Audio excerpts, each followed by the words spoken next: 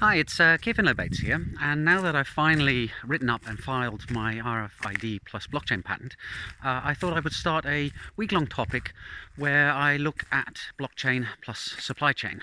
And I'm going to start off with this video introducing some of the problems that supply chain encounters in terms that everybody can understand because of personal experience. So let's dive straight into those 4 problems I think there are that are worth considering. The first one is the case where you're told that a parcel is going to be delivered, so you spend the whole day at home waiting for it, and then it never turns up. And then when you go and check online, the courier claims that they tried to deliver it but nobody was home.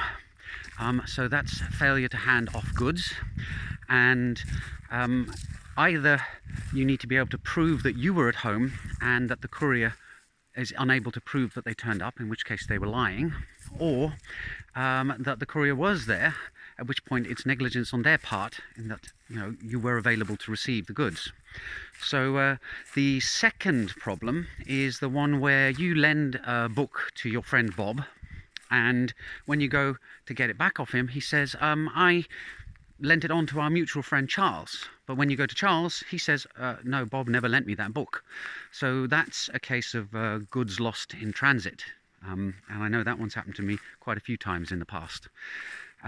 So let's see, the third case is the one where you lend your expensive Black & Decker drill to your neighbour, and then when he comes to return it, he doesn't return the Black & Decker drill, he returns a value B&Q drill.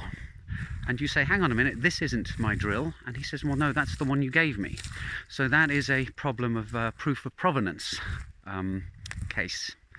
And then the final problem that, again, I'm sure some of you have encountered, is when you never get your parcel that you ordered online, and when you go to the seller and say, hey, where are my goods?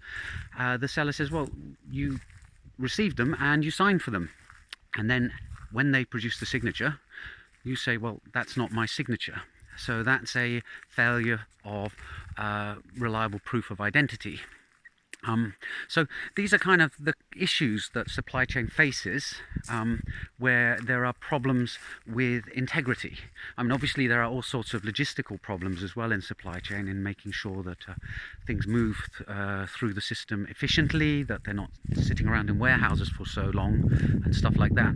But those of you who know what blockchain offers will realize that it's the 4 problems that I was talking about there that are the ones that are of particular interest. And over the decades and centuries, we've built up all sorts of systems to try and counteract them.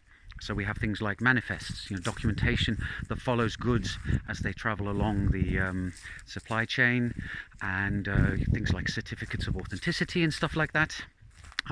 But the system still has plenty of room for improvement, and I think that's why, for example, companies like IBM and Maersk have teamed up to start looking at and actually deploying blockchain in the shipping industry, where the last great revolution was the standardization of container sizes. So I find this stuff very, very interesting, because it's a nice, well-defined problem that it's easy to get to grips with, and where there's the potential for a lot of value to be added. Anyway, later in the week I'll also talk a bit more about the specific invention that I mentioned at the beginning of this video about RFID plus blockchain, which I think will assist particularly in supply chain. But that's it for today, and do tune in tomorrow for more video footage on blockchain and supply chain. Hope to see you then. Bye for now.